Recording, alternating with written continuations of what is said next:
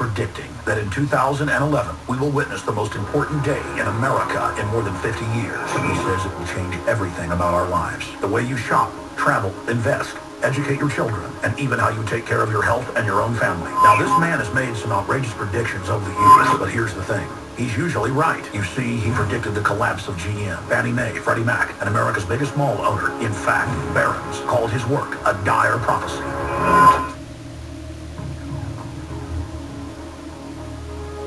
Recently, he created a video, which you can watch online for free, detailing his biggest and most important prediction yet. And it's a real eye-opener. I can't stress this enough. You should at least watch this free video online today. He explains everything you need to know, including simple steps you can take to protect yourself.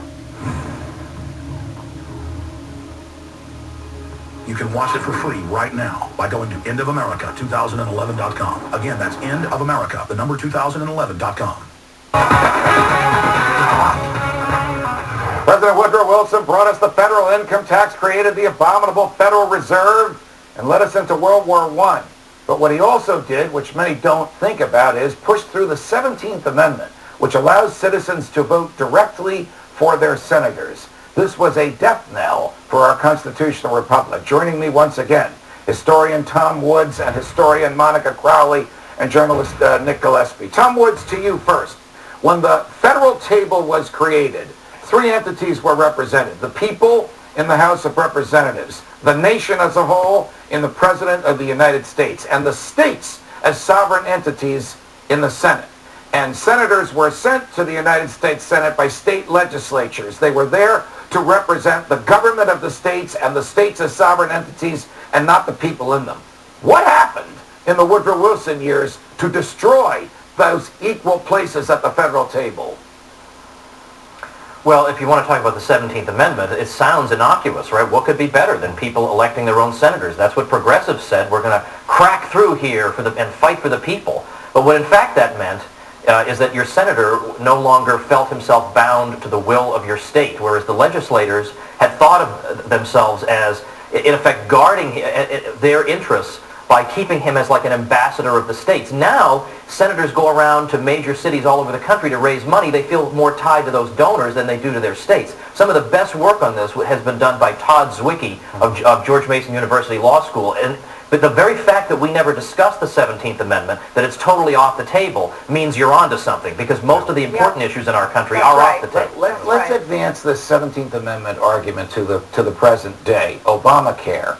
Would it have ever come to pass if senators had been sent by the state governments, but they added burdens? Absolutely not, because you see that the basis of the constitutional challenges now to Obamacare are coming from the states. In fact, the two cases where the constitutionality of Obamacare has been overturned came from state-based lawsuits, not individual lawsuits or special interest groups, state. And so those cases carry more weight going up through the Supreme Court. So you're absolutely right. So guys like Chuck Schumer in New York and Frank Lautenberg in New Jersey would never have voted for federal legislation that would have added to the burdens of the New York or the New Jersey government, or they'd be kicked out of office. And in the wisdom of the thinking of the Founding Fathers, they made it a graduated system. So the House of Representatives was supposed to be the place where all the brawls happened, because they were supposed to be responsive to the people. And elected every 2 years. And the senators were supposed to represent states' interests, the 10th Amendment, and then of course the presidency representing everybody. And that system has broken down, and now you have more of a populist mess, and you have now states trying to clamor for their rights, where in the Constitution they were protected. All right, talk. I think the broader issue of unfunded mandates. I want you to talk big picture about Woodrow Wilson, about the attitude of government, about what he did with progressives, about we know what's better for you than you know for your best. This is, I think, the real thing, the real horrible legacy of Woodrow Wilson is that he was the first technocratic president where, he went to Princeton, or he ran Princeton, and he knew how, what every price should be, what everybody should be thinking, what everybody should be looking like, and he was going to push that through every level of government, and you either got with his program, or you got thrown in jail, or you got kicked out of the country. And in the Woodrow Wilson years, you see the federal government inspecting food, which normally had been done by private entities, Tom Woods, or by the state. You see the federal government telling you how fast cars can go. You see the federal government creating a central bank with the power to print all the money that it wanted. You see an utter disregard, disrespect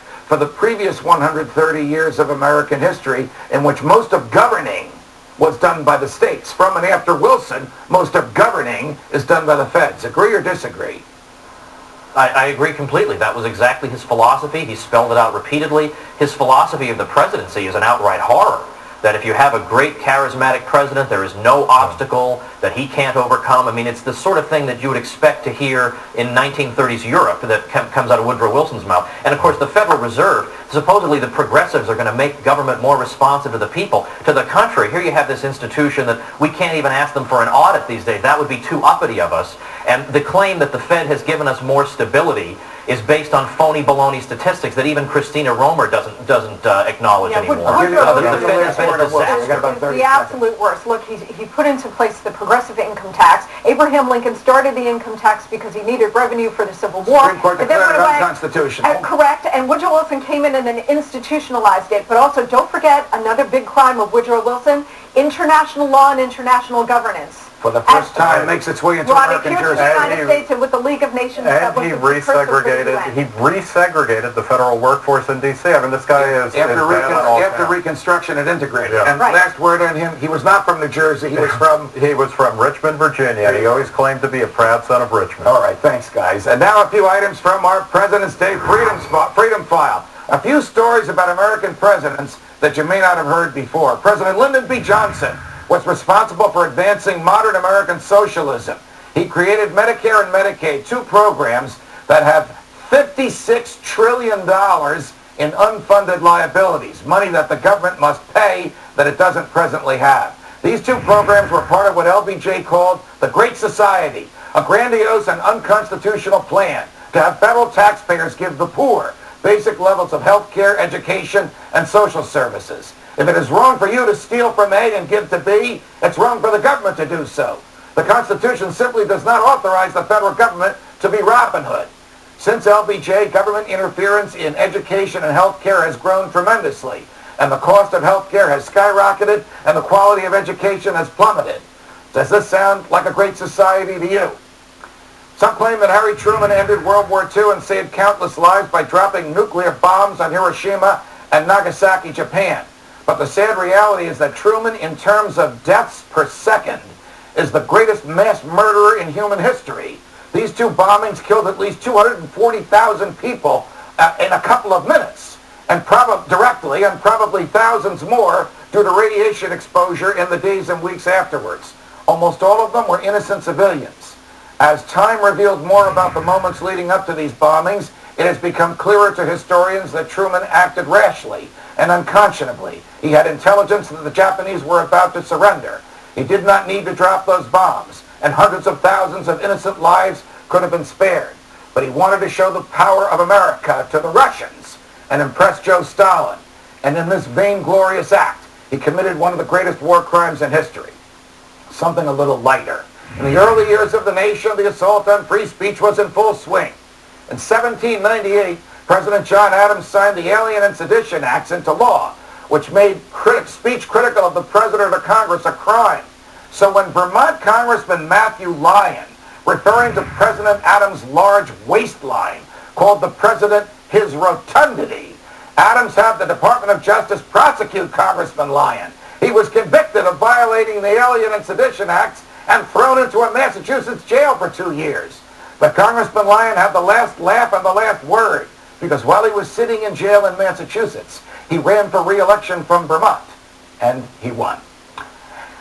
After this, the president who held on to power for so long, the Constitution was amended to prevent it from ever happening again. I wonder who that was.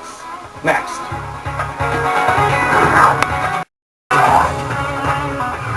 John F. Kennedy was America's youngest elected president. His time was cut short, but it was still significant. He's considered an icon by Democrats and even by some Republicans. Would the history books look different today if he had lived and served 2 full terms? Would he have done things differently than his successor, Lyndon B. Johnson, on foreign intervention in Vietnam, or big government in the form of the Great Society here at home? Joining me now again, historians Tom Woods and Monica Crowley, and my journalist buddy, Nick Gillespie. What Republicans revere him today? Well, I think Ronald Reagan had some soft words to say for him, but I think war hawks love Kennedy. Kennedy won the 1960 election by lying about a missile gap. I think the real problem with Kennedy, what goes to the heart of what was rotten at his vision of government, is that great line that gets quoted all the time: ask not what your country can do for you, but what you can do for your country. A complete reversal of natural order. That, you know, the government exists to protect the people. We're not there to add to their balance sheet. Listen to this quote from President Kennedy in which he asked for a tax cut, and tell me if you've heard something like this from any Democrat since he said this. Right on. Such a bill will be presented to the Congress for action next year. It will include an across-the-board, top-to-bottom cut in both corporate and personal income taxes. It will include long-needed tax reform that logic and equity demand. That logic and equity demand. Tax cuts across the board. Have we heard that from any Democrats since him? No, we have not. This is why a lot of Actually, you have from Bill Bradley. Has or said that. any Democrat in the White House. who are current. Not. But this is one of the reasons why conservatives tend to isolate Kennedy as a Democrat that we could have done business with, because remember, the top income tax rate at the time when Kennedy came in was 91%. So he did do significant tax reform. Do you think, Tom Woods, that we would have had the awful, humiliating experience in Vietnam if JFK had stayed in office rather than dying and being succeeded by Lyndon Johnson? Well, there's a lot of speculation about this. Andrew Bacevich, in his new book, Washington Rules, isn't buying it, because it was Kennedy who increased the number of advisors, so-called, in Vietnam from about 7 to 900 up to just about 17,000. He authorized them to engage in combat, and he never did anything to contradict anybody in his administration who said South Vietnam, which was a complete irrelevant backwater as far as the U.S. was concerned, was a vital interest of the United States. Why do you think... It seems a little bit difficult to get out of that. All right, Tom Woods, why do you think JFK dropped the ball at the invasion of the Bay of Pigs? Did he have a problem with the CIA? Were they getting ahead of the curve? Were they doing things that he hadn't even authorized? I think he had said from the beginning that, I will authorize this up to a point, but then beyond that, I don't want to be implicated. I want to have clean hands. I mean, to his credit, at least we can say for Kennedy that he rejected the plan of his Joint Chiefs of Staff, Operation Northwoods, which we now know because of the Freedom Information Act. Right. It was a plan whereby American civilians were going to be targeted by the U.S. government and killed and kidnapped and all these other things, and have it blamed on Castro to justify an invasion. I mean, we came that close to that type of thing being carried out in this country, and Kennedy said no. I want you to make some news here, if you can, because you were a personal assistant to Richard Nixon in his years after he left the White House. Last years of his life. Okay, when he was living in northern New Jersey. You had nothing to do with his horrible president. Can you tell us about a phone call between President Kennedy and former Vice President Richard Nixon at a crucial point in American history? Yes, well, remember, they ran against each other in 1960, and as Nick points out, that whole campaign was spent with each side trying to out-hawk each other on missile defense or the missile gap and so on. When the Cuban Missile Crisis began to unfold in the earliest hours of the Cuban Missile Crisis, the first phone call that John F. Kennedy placed for advice was not to his brother Bobby, it was not to his father, it was to former Vice President Richard Nixon. Very interesting. Yeah. Is the CIA behind his death? I don't think so. I'm going to go off the path here. Yeah, no, I'm going to say Lee Harvey Oswald, who was a Marxist-Leninist by his own word, who had defected to the Soviet Union, who was a Castro supporter. I think he pulled the trigger, and I think he acted largely alone. Largely alone or totally alone? No, I'm just saying, I'm sure he told people. He also shot at Edwin Walker ahead of time. There is, in order to make a mystery out of Kennedy's assassination, you got to get rid of Oswald pretty quickly. And man, he is there front and center. And it's an easy shot if you got a Dealey Plaza. Thank you, guys. After this, we take a critical look at the Gipper. Is he America's greatest modern president, or just another big spending, big government conservative? Next.